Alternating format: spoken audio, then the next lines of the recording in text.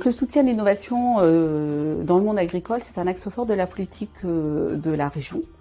Et en fait, ce soutien se fait notamment par un partenariat qu'on a noué avec Végépolis Vallée et la mise en place dès 2012 d'une antenne sur le territoire de la région.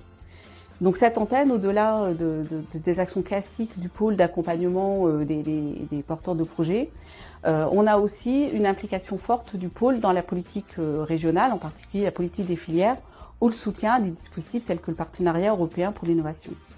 Malgré cela, en 2021, on a partagé le constat qu'on avait un déficit sur le territoire de projets structurés et assez ambitieux. Et donc c'est à cette occasion-là qu'on a eu l'idée de travailler sur la pré-compétitivité.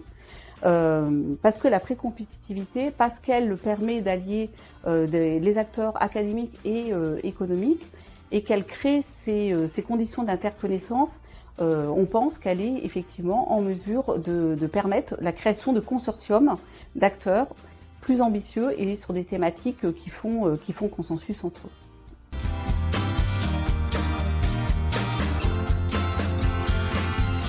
Donc pour mener à bien cette mission pré-compétitive et la mettre en place, en fait, on a procédé en 2 étapes. La première étape, elle a consisté à aller retourner voir les différents acteurs du territoire pour avoir une meilleure connaissance de leurs besoins, une meilleure connaissance aussi des acteurs présents et mobilisables, en particulier les acteurs académiques, et puis avoir une première idée des thématiques qui faisaient consensus et aussi des conditions d'adhésion des acteurs à cette mission pré-compétitive.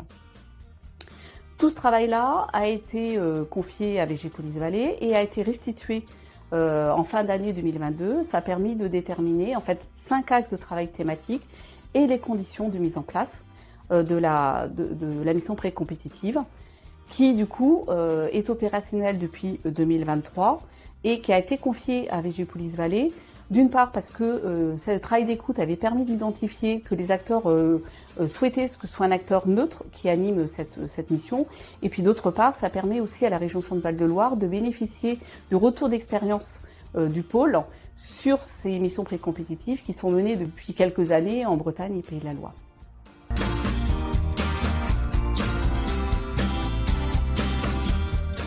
Donc cette mission, elle est opérationnelle depuis le début de 2023 et pour la mener, en fait, on a 2 choses qui se mènent en parallèle. D'une part, on a mis en place un organe de gouvernance qui s'appelle le Conseil de perspective des filières agricoles qui réunit l'ensemble des têtes de réseau qui sont impliquées sur cette mission pré-compétitive, c'est-à-dire les acteurs académiques et les représentants socio-professionnels. Donc ça fait à peu près une quinzaine de personnes impliquées. On a voulu un organe de gouvernance assez ramassé. Et cet organe de gouvernance, il est copiloté par les 2 élus de la région qui ont en charge la politique autour de ces sujets, qui sont Madame Girard au titre du développement de l'agriculture et Madame Beignet au titre du développement de la recherche. Parce que la particularité quand même de cette mission pré-compétitive, c'est parce qu'elle associe des acteurs académiques et non académiques, elle nécessite aussi qu'en interne, au sein de la région, on porte et on travaille de manière cohérente sur le sujet, sachant que c'est piloté dans 2 endroits différents de la collectivité. D'une manière assez pragmatique, donc depuis 2023, en fait, les différents axes sont travaillés dans le cadre de l'animation de cette mission.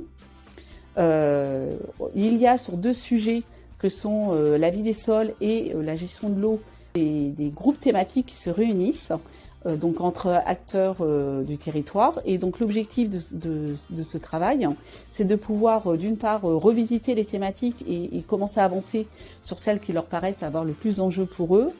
Il y a aussi un travail de montage et de construction de projets, puisqu'en fait, dès cette année, il y a eu des opportunités pour déposer des projets et des premiers consortiums se sont créés.